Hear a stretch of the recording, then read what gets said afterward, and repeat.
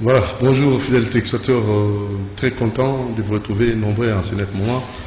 Doudou Montirit est au micro, merci déjà à notre réalisateur Jean-Pierre, merci à Alain Kabongo, José Andia, à la coordination technique et pourquoi pas l'exploitation, notre très cher Fiston Antounga. Voilà, alors nous avons notre invité, le président de ce grand mouvement citoyen de son enfant, monsieur Fanfan Défi, Mantiantima. Avec lui, nous allons insister et surtout marteler sur la levée de l'état d'urgence et pourquoi pas aussi Général Nyama, excusez-moi, Général Kassongo qui déjà a donné quelques mesures pour le port des masques obligatoires partout. Alors on va insister sur ces deux volets, donc des aspects des choses. Bonjour Mantiantima Fanfan. Bonjour Doudou Montirit. Vous allez très bien? Oui, ça va très bien. Ah, maintenant la ville est tranquille. Pardon? La ville est tranquille. Oui, la ville est tranquille, c'est la levée d'état d'urgence. Les activités ont repris des plus belles, malgré la maladie n'a pas encore dit son dernier mot. Donc, lever de l'état d'urgence n'est pas égal à la fin, en fait, à la fin de la cette maladie Covid-19. Oui, lever l'état d'urgence et allez fin d'abord la maladie. Mais est-ce que le comportement bateau? Et allez faire maladie, c'est ngeli bateau bayeba. Basali angopo du point de vue économique qui ne pas si ezali. Ceux qui bateau bazo salate, bazo lomé yate yarole saba na bango. Au moins le gouvernement azali peu responsable. Ayebike ceux qui peut à confiner bateau mingi économie et subir ba problème. Tout le monde problème est dans le dollar na biso. Mbongo ezoko se dévaluer. Ezoko dévaluer parce que choc ezali ke mbongo ezo produire te. Bato ebele bazo sala misala te ba frontière eza ya kokangama. Eloko wana ekosanga komema choc na économie ya mboka te. Même sur le plan international. Oui. Au monde ke bamboka ebele bandi ko produire eloko songolo biloko ngo eza sous produit te. Alors ils ont produit peut-être en petite quantité. Biloko prix komata. Prix komata na Kinshasa te même na mikili ya poto biloko matitalo. Matitalo putu. Monde entier. Na arrêté pe biloko ngo. Oui, arrêté pour batu baza confiné, bazo ça les. Exacté, ba voyage exacté. Le téléphone. Voilà. Juste là on a victoire. Vous voyez, il y a des difficultés. Il faut pas que le problème du coronavirus et sa maladie du gouvernement congolais. Et ça monde nature d'imposer. Les lois Félix Tshisekedi le président a malchance. Il y a beaucoup d'événements dans la pandémie. Oyo, ils ont dérangé, moyen à décoller sur le plan économique. Maintenant, ils ont aussi un Mayele. Mayele, il y a des bazingier. Na boanyo ya zanango de manière que ba nini a oui ko relancer économie pour batu ba vivre. Il y a un moment où ça va lever à état d'urgence. Pour permettre quand même batu bazong la misala, batu basala mo ba voyage, mo ba somba mo fufu, somba mo eloko boye na boya koteka pour permettre relance économique ezonga. Mais malade est cité. Malade est cité dans zonga mais les 15 l'église de Rwanda frontières autres l'église, bien qu'il bâti les 15. Pour aller bazonga nzela morote. Bon, bazonga nzela morote, biloko nyonso ezaka toujours progressivement. Ce qu'il faut comprendre, tolandaki même le général Kassongo. Tant à l'obité, esengeli ba église ezala mais faut respecter distanciation sociale. Bola ta ba masque na mino, ba geste barrière. Ata soki boza 10 000, so bomoni ke bo kokate, bo sala ta plusieurs kilts. De manière que respect, il y a des mesures barrières et ça la de rigueur. Et ça te place à moquer, bon, il y a 1000 personnes, mais si quand on te dit bien 1000 personnes, moi, je vais mettre les athées. On est comme infraction. Et on peut multiplier plusieurs cultes pour nous permettre, tout. Et ça peut m'embêter parce que, et ça peut nous battre là. Pour malade, ils sont l'État peut comme être responsable. Et c'est un peu moko, citoyen tous à la discipliner. Et ça m'a bêté. Dans les Kilignon, dans la Chine, par-ci, par-là, les gens sont disciplinés. Tout le monde va se noir, va à telle place, parce que le noir va discipliner. Donc, indiscipline, comment traiter baninga ba raciste parce que tout ça la preuve il y a une discipline parce que maladie est et aussi mutu face à discipliner mais biso to lobaka nzamba osala et comme pas hier moi ba yamba biso et ça té donc faut te démontrer na bato que ba congolais baza peuple moko baza consciencieux ba yebi ke maladie ezali et c'est ngeli baza la discipline mais siko baka mati état d'urgence de lever en haut alors attention comme tout na pour la ligne tango zaki 20 cas les va quitter tant comme 8000 et quelques mais c'est ngeli quand même toloba de 20 cas 8000 ailleurs et ça est passé de 20 cas à des millions de cas. Donc c'est-à-dire que 10 000 sont au tel de croissance comparé aux autres. C'est-à-dire que ça là qui moussala. Pour ceux qui condamnent, besoin incriminer, Mouyembe, besoin incriminer. Non, Batou ça. Un petit conseil à la population. Non, Batou. Moussala va monter. Pour critiquer, et tu crois que ça va pas critiquer. Et ça dit droit fondamental, il y a peuple congolais. Tant que beaucoup ça là, faut pas critiquer ça.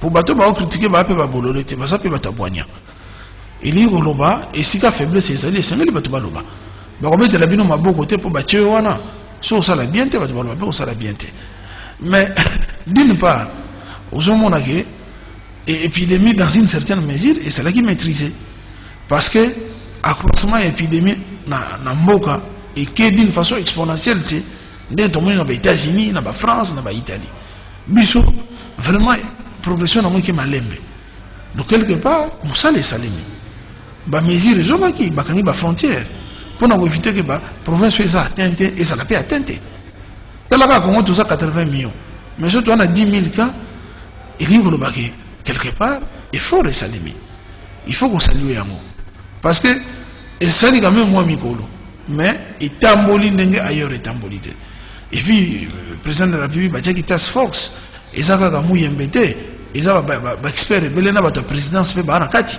pour nous moment la ministre de santé non na task force et batunyo so bazana kati na présidence de la République donc ça effort il y a gouvernement tout entier donc la responsabilité et du point de vue peut-être médical en tant qu'épidémiologiste Mouyembe a ça en tête mais autour de lui il a d'autres forces oh ils ont mon anaté oh peut pas surveiller aux hommes.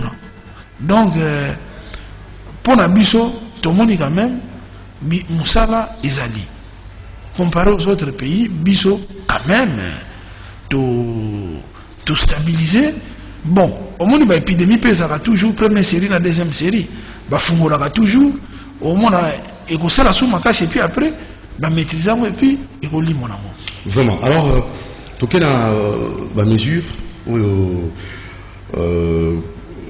colonel, en fait, gouvernement provincial, hôtel de ville, par l'entremise, il y a Ozokamba Ville, Nabiso, la sécurité, le général Kassoum. Tout ça, il y a nuisance sonore. Banabazo Tanga.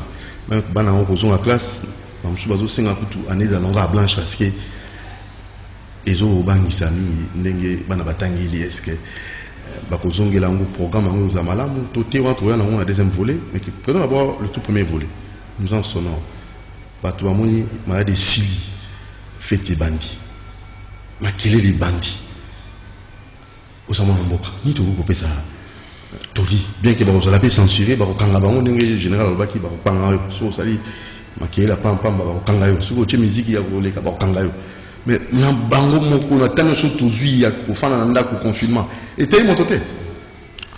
Bon, nuisance sonore déjà avant confirmer ça là ou Covid et ça a déjà une infraction parce que et ça n'a pas un biseau hein aux anda qu'on a voisin na watene musique ya makasi moi na ya voisin moi tanga bien zate et ça normalité il y a des choses au biseau comment on a normal et ça a normalité ton voisin moi à église na puis même ba so beta maboko mais baninga balali so retourna bango ya za satan mais bon ça ni que bana baninga mo ba tanga ezate même kolala attends mutu moko te asepela nelo kwa ndenge wana sauf eza mutu asali mo église na bandimi na ye o pe quelque part baza pe bato abwani ate Bonne épée. Parce que nous tous on a bonne à c'est le Bas inspiré, bas ouais, basali. Non, faut pas tout le belaka ba aventure. Nzambe to nzoto. Au moins ba aventure mususu na mboko bilo mususu to komisa ba sainteté ba nini. Eza sentiment ya mutu. Mutu aki moi sentiment na lobi Saint-Esprit. Non, Saint-Esprit et ça na désordre était même na Bible ba lobi yango. Eza ka mulimo calme. Eza mulimo makelele te. Ailleurs, soko ti makelele. Le même bato bakendaka poto tuna bango soki na poto batiaka makelele na poto église soit séminaire wasala na poto non osala ba makelele wana te na poto ba okana sa amekala baje wana na poto te non bakokanga yo parce que eza mboka mobeko biso ezaki mwa désordre soki le général Kasongo que je félicite ba azui ba mesure wana biso tout ba continuer au moins quand on va ba bibembe le chef de l'état il dit on prend acte. Biloko pe ya makelele. Soki pe bakozwa acte nango, libela na libela. Ça dit so mutu nga sala église na ye. To terrasse na ye. Non, to lobina no église. Non église. Et Sengeli a respecté nuisance sonore ya ba voisin. Soit ake kotonga na kinkole. Ake sika batu basa ibelete, hein? Azui espace à monene ndenge ba catholique bazwa. Au moins ba catholique ba kimbangiste ba kimaele. Et tout ça en tant qu'architecte. Il faut bien planifier. Et si tu as l'église, et si tu as ils ont toujours planifié. Sur par exemple, Botongi, il y a des immeubles. Nassé à sous-sol. Vous voyez, côté église. Parce que, ce que vous voulez, pendant que l'église, où est Makele, est en plein centre-ville. Il faut, bon, ça la sous-sol, ça, bon, ça la sous-sol. Mais bien sûr. Bunker. Voilà. Bon, c'est le moment nassé. Et je me suis Makele l'été. Mais ce que vous voulez, ça, l'église, toujours basango. Exemple les alliés. Nous avons l'église catholique. Nous avons les protestants. Tout ça peine à c'est tel église. D'abord, il faut de très grandes concessions. Et au centre, on met l'église. On est autour d'une concession de 100 mètres. Et puis, l'église, ils ont mire moi minene. Ils ont vraiment, ils ont géré acoustique. Alors, ça aussi, on doit en tenir compte. Oui, mais c'est dans la construction de l'église. Au moins que mes pesseurs ba mirwana eza minene tout tchaka de manière que ma kelele et panzanate tala ba église ba sango ndenge ali ya eza ya minene ata Notre-Dame solo bazo sambela kuna weba teke bato bazo sambela kimia mais bato wana kati bazo yemba akusika makasi eza bien géré ba norme ezali pona ko gérer mais c'est ça justement.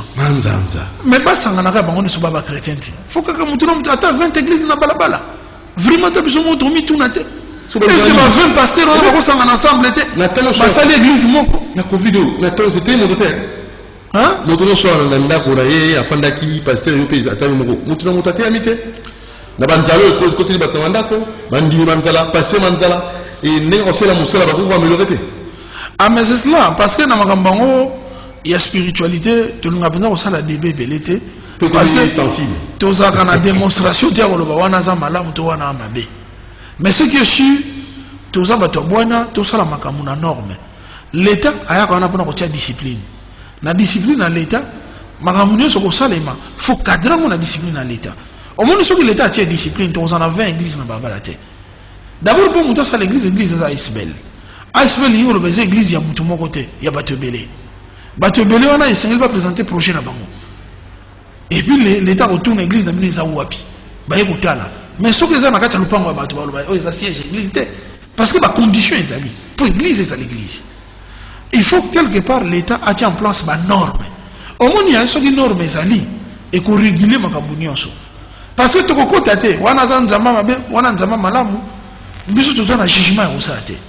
Mais l'État tient en place des normes. Et puis, à contraindre de respecter les normes. On va bien la présence, il y a puissance publique. Na balabala, na nzela. Rien à voir, rien à voir. Satan. Non, rien à voir. L'été comme diable.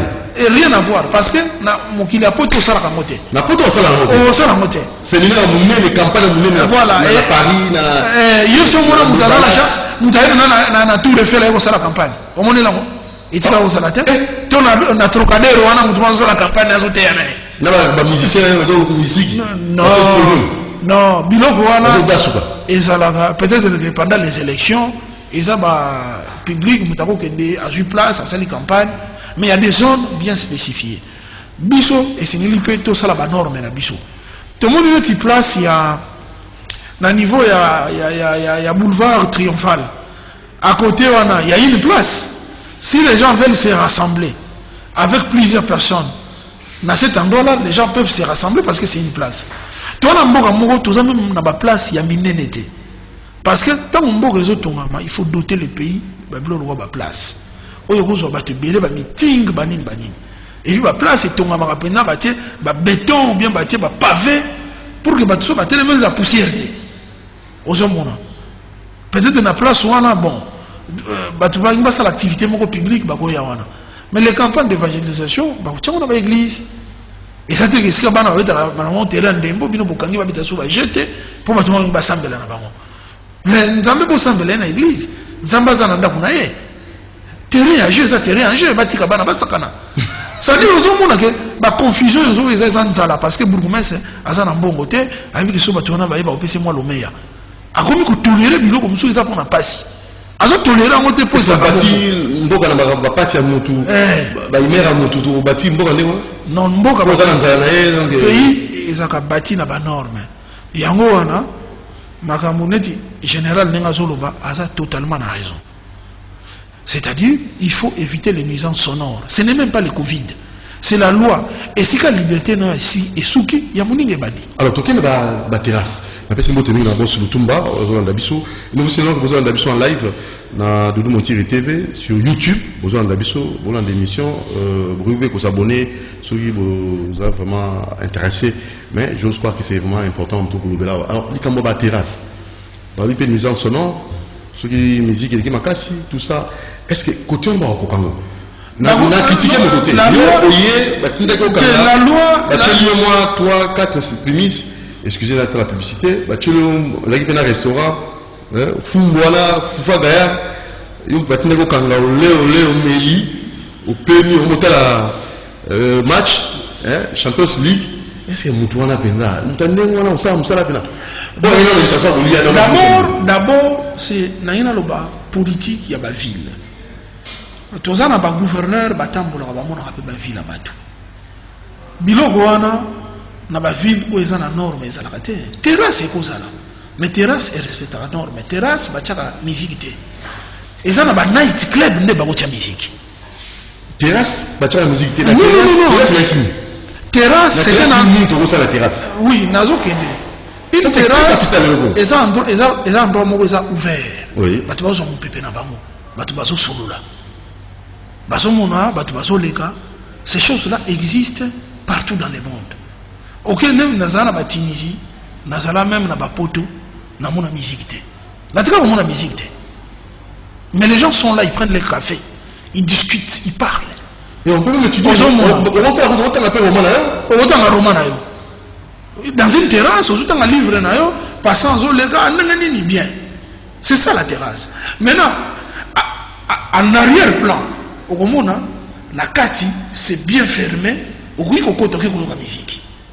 Ça dit il y a toujours des aspects na kati et vous la zone mosco tu vas faire musique mais na son moko décibel moko parce que norme il y a décibel et ça à quartier musique faut la jouer parce que tu vas rater son on appelle ça na quantifié en décibel. Très bien. Bah lobby na kati on a décibel oh ils ont accepté c'est autant au-delà de tel décibel parce que la musique ne peut pas te déranger. C'est normal. Parce que tu tiens a décibel, il y a bien. Et puis la musique, peut-être même il peut se là. Maintenant, la musique, c'est la boîte. Même les paroles, et ça limite la norme, l'architecte, et il faut faire ça pour qu'on gère acoustique. Attends, vous avez vibré, moi, je vais faire ça. Maintenant, il y a des choses qui sont dans le quartier. Mais je vais faire la musique. Parce que tout a été pris, même la porte, il y a une chambre froide. Ils ont même double accès. Première, au côté de la SAS, au côté de la deuxième porte. Parce que ce qu'on fout, la première porte, et quand même, il est traversé. Tant que côté de la première, il est traversé. Ce sont là les boîtes de nuit. Là où on a des décibels exagérés, mais tout en respectant que décibels non libanda et que déranger ma voisinité. Namikili, nyonso eza batu basa banganga mayele bazali, batu basa batu abuania bazali, et ça va bongo. Biloko monsieur za na mboka na biso, batu bazo ndimango, et ça peut-être que ba mentalité na biso ezala qui détruit. Na ba gestionnaire ba géraki mboko yo sans que baeba que mokili tambolaka na lolenge ya mibeko. Pour mibeko pe ezali. Tant que tonga nanu, azo tonga terrasse. Donc tant ozora azui ki kanisa ko tonga na moto ko tonga ka ndengo lingi na bisika c'est ko tonga. Mais c'est ça. Et c'est nous ce série qu'on a bien structuré avant qu'on te comme terrasse ba ko ndi ba série ba ke mutanga tonga terrasse. Mais si quand sur le plan urbanistique, Bogolobani biso na quartier na biso, par exemple le quartier na biso Kamunganga. Tolobi na zone envergure la quartier na biso toko zaka na 5 terrasses. Et vous allez habiliter. Tu as l'équipe terrasse, l'équipe terrasse, l'équipe église, l'équipe ça les alités chômage. Oui, toujours que permettre de vivre pour c'est ça justement. C'est la mort. On a banda que nous sommes banda na lemba na ligne voilà. Banda que c'est bon. Pourquoi? Tant qu'on monopoliser mutu, c'est-à-dire que mutu n'a pas moyen à investir. Veut dire pas qu'on crée un emploi stable. Parce que ça a un monopole. La zone on a yaye. A on a bambongo, il y a qu'on nettoyer, il y a qu'on tirer chaîne, et puis à quoi engager à 20 personnes. Après si bango salaire beaucoup plus stable. Que vous soit comme $25, $50, il y a un biloko ebota makabuta. Peut-être il y a un manque à gagner dans l'État. Et ça manque à gagner. Yamakasi. À ce moment l'État yebi. Mutuana oya zawana ba foutre la gaye santé na ye. Azu emploi moko stable. Ayebi kaza na contrat na ye à 2 ans au monde que mutu avant même banda musala fa de formation. Parce que toujours ngande to mboka ezaka projet. Biso to lobela te mboka ya désordre, toujours ba mboko to tonga lobby. Après lobby. Projection. Barman, il y a des professionnels. Ça va gêner, on a cours pendant 6 mois. Si on jeune, on a des brut. On a fait formation. 6 mois, et puis l'employé a l'obligation, après une année, à titre de séminaire. Pour que, améliorer la méthode de servir. Au monde, avec beaucoup de professionnalisme. Et puis, emploi dans le secteur où on a créé parce que nous avons fait hyper naïf, tout bien, ça véritablement emploi. Parce que Moussa les anime, là, quand il y a un besoin, ça crée un travail, ça stabilise les secteurs. Or, besoin, on a ce que ça organisé. Il y a un mais ça, c'est déjà le travail. Qui vous dit que ça, ce n'est pas le travail? Mais ce qu'ils font là, c'est quoi? Ils ont déjà Moussala. Ils ont Moussala, mais il faut maintenant qu'on puisse en ordre. Ils ont une norme maintenant. Moutouana peut avoir une assurance santé. Bah, faut la rappeler dans les classes. Aujourd'hui, on a encore espéré qu'on vive décemment. Parce que dans la vie, Missa les animés, c'est un secteur de la vie. Mais tu vas le Missa les animés. Et c'est un secteur de la télémie. On organise.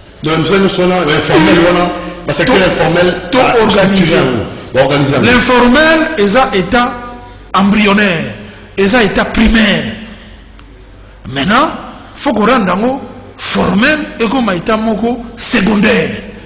Et c'est comme maintenant, comme on dit, norme, comme on quota, pour stabiliser. Maintenant, pour monter à la stable, dans le commerce, il n'est pas un monopole. Sauf que le monopole est dans la stabilité. Monopole, ça veut dire. Et nous, Urbanine, nous avons 10 personnes qui ont été capables. À quelle terrasse?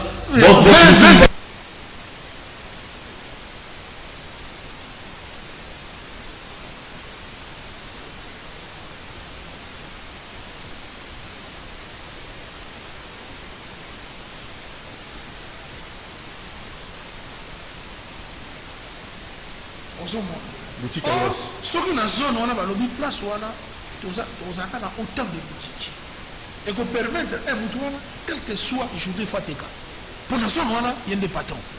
Mais l'affaire économique, c'est allé sur ça. Affaire économique, il y a des gens qui stabiliser le prix. Parce que le prix pèse dans la norme. Si on a l'école, affaire économique, il faut qu'on aille. Or, mais affaire économique, il y a des gens qui sont l'état faiblesse, papa. On est là. Non, Moka, Bajera. Mais tout ça, il faut que tu et ça leadership, il faut leadership à Sikeya. Et ça mbongo te zangi. Et ça misala te zangi. Et ça ne ton dima na mission désordre. Ton dima na mission ba chef moko ba ça ba incompétent. Pour te profiter de la faiblesse. Tant yo au voter député à mon niveau exact. Député yango abundani pas comme un député aye bon akabeli bino afingi batu et puis bon voter. Aroye la bino nini. Ba votaka projet ya moto. On besoin de tout le bas to yebi. Tout le bas projet. Ba votaka projet parce que mboka ba développement on a pas projet. Botika koyoka mutu moka yawa. Bon, tel azama be, on monite te. Mutu fois ya tala ndenge esengeli to tambwisa ville. Tala ndenge esengeli to créer misala. Tala ndenge esengeli to sala boye na boye. Mais mutu wana yende esengeli lobi bopona. Parce que il y a za boanya. Il y a za makanisi. Mais le gars a un courage à vous fingater.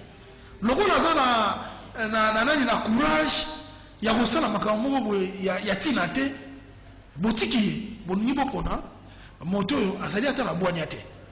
Parce que azali ka moto biloba loba. Wanande moyen boketa mola ezaki. Ouais, on s'est pris dans deux propositions au sali na deux sujets, en fait, deux éléments tout bas tout bêta c'était nango. Mais là, oui, dans le Tikali, tout le monde 10 minutes qui nous reste là, tout le monde statuer sur le pays maintenant, parce que ça intéresse tout le monde. Baliki à la Moka, c'est un dialogue, hein, sous FCC, pour demander, dialogue, il faut ça, dans la quatre institutions. Alors, là, c'est quoi, pour ça, la proposition concrète, pour en tant que mouvement citoyen de son front, pour la situation de Zanaro, pour les annonces, ce qui politique, madame répété, ma la cima, et que tant de la même moutou. Alors, nous, on repose ça comme proposition pour les amis que citoyens congolais un peu neutres, pour la tendance à la mototé. Vous avez eu un mot, vous avez la même de tambo. Nous avons neutralité. Pour la population. Pour le développement du Congo. Et la population. Voilà. Mais il y a tendance à la bango. Il y a des gens qui ont été bango, on a un traité, on a esika mayele et ça ne peut pas beaucoup tambola. Mais esika beaucoup tambola to beta maboko te. Trop loin. Mais tout ça pour les pays, pour la population. Tout ça pour le développement de ces pays. Mais tant que nous avons développé beaucoup absolument beaucoup. Mais tant que nous avons un calcul politicien, naïe, nous avons ça na moni. Ils ont pour naïe intérêt à une famille naïe. Ils ont intérêt pour le développement, bon, va t'être alimenté. Mais la on comprend. Alors, bisous, tu lobby boy. Au moins, tout ça, il y a un dialogue belé. Tu peux appliquer les mêmes méthodes. On peut ça toujours le même résultat. Sauf ça, le dialogue est aussi souvent. La Mouga Koti, après c'est ma poste, tel la comme président, va se retrouver, il y a une famille. Ainsi va la vie, Mouga Moyen Tambola et que le Liboso, et ça t'est. Donc, on les a aventure. Ce sont des schémas très dangereux. Moi, je regrette. Moutoulouka, la Mouka, il devait nous parler projet de la 2023 les années. Non, qui nous laisse, ce sont des aventures.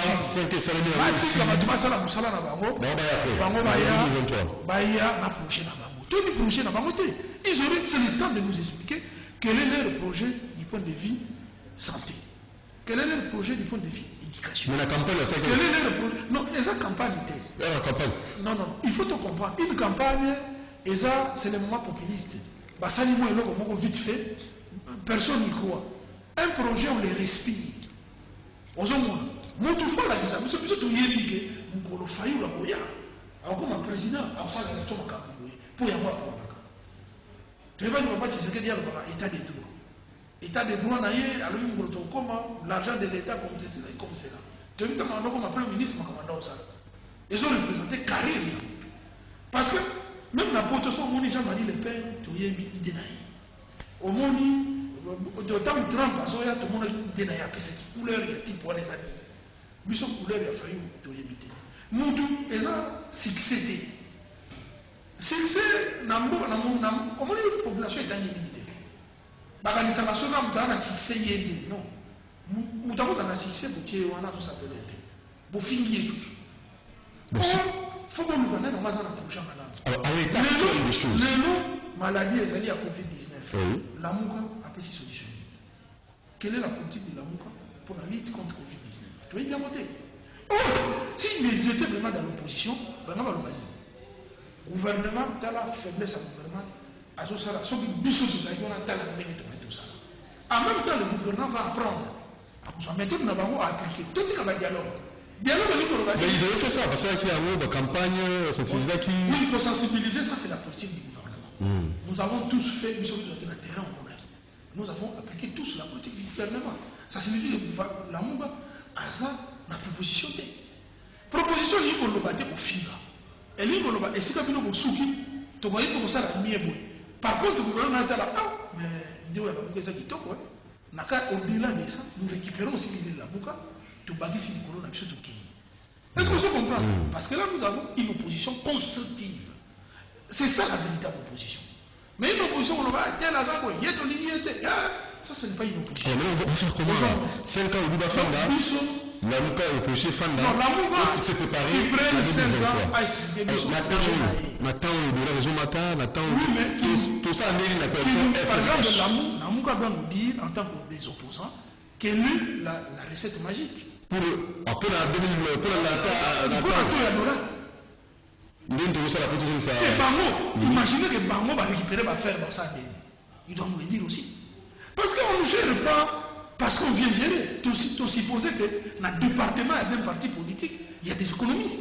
Dans le département, il y a le secteur de l'infrastructure, il y a le secteur de la santé. C'est ça l'opposition.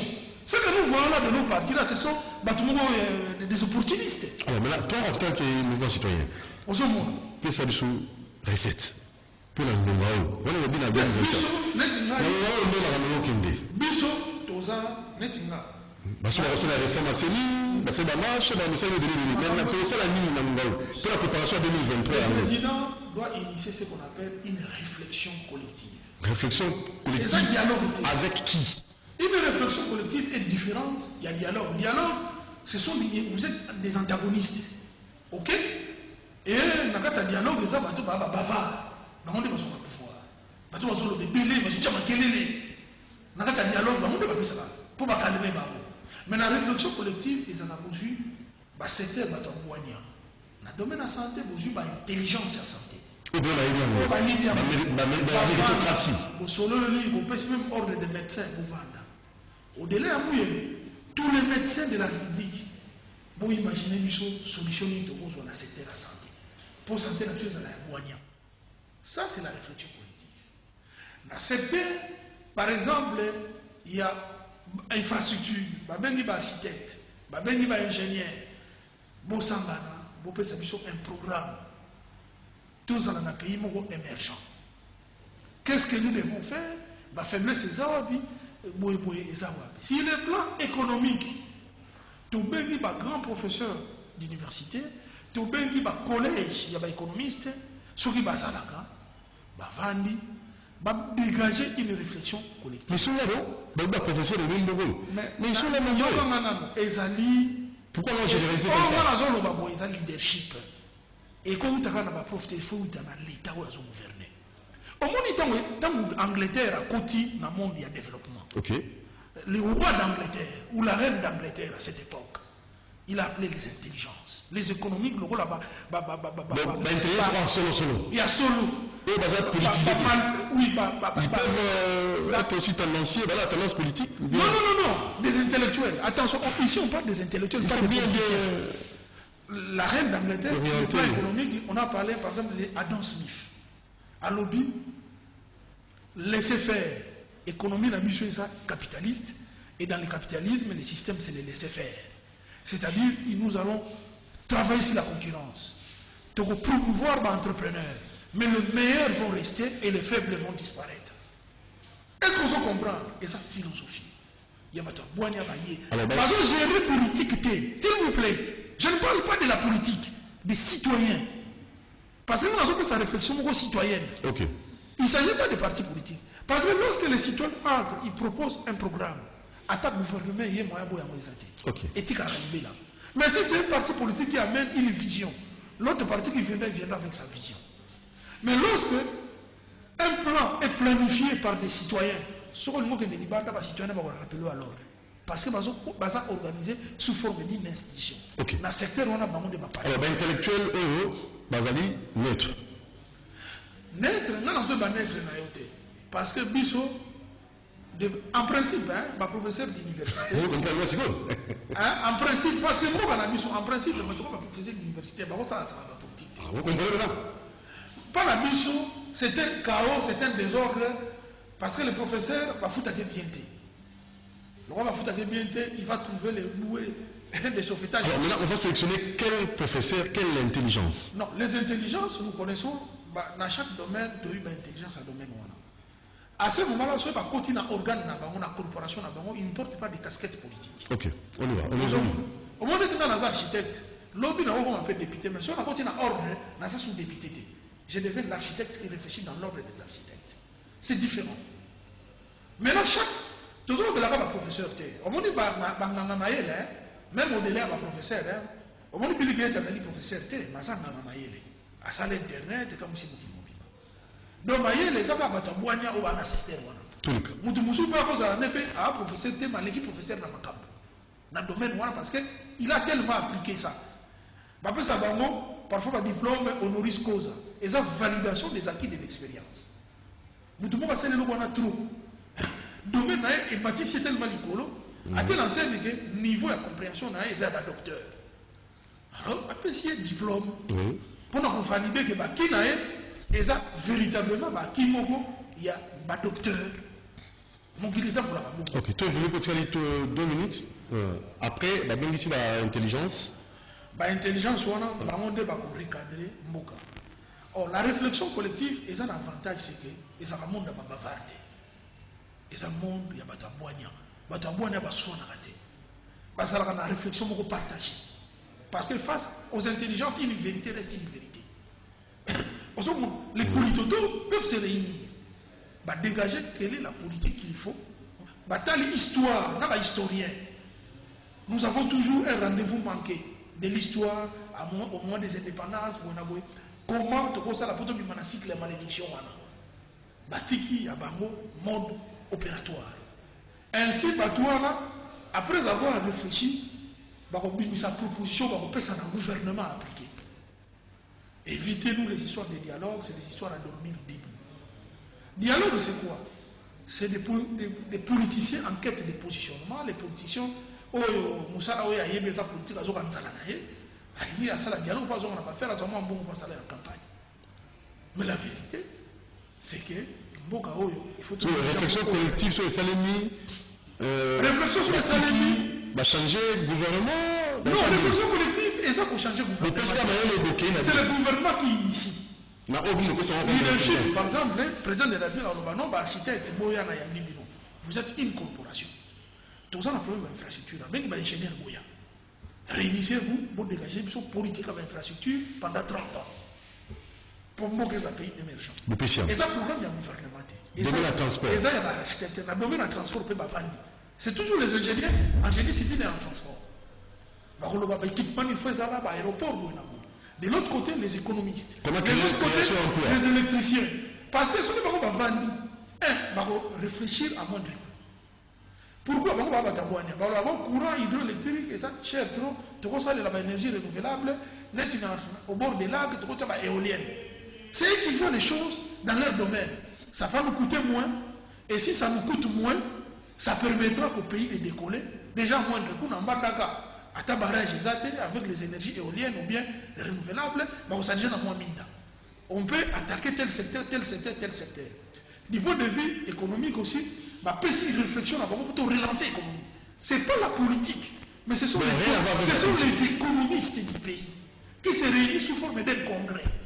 Pour sauver le pays. Pour relancer l'économie. Pour relancer l'économie, pour donner la matière. Vraiment. Ah, non, franchement. Parce que ce n'est pas un seul conseiller économique aux Anaïe Pembeni à conseiller pour Namboka Mobimba. Mais c'est plutôt les intelligences réunies dans une réflexion collective avec des idées bien partagées pour décoller Mboka. Même le gouvernement en Ekei, parce que c'est un congrès. Alors, le numéro de téléphone, tu veux me souper. Merci. Numéro de téléphone à Bissou Ezali 082 26 39 983. Bandula 082 26 39 983.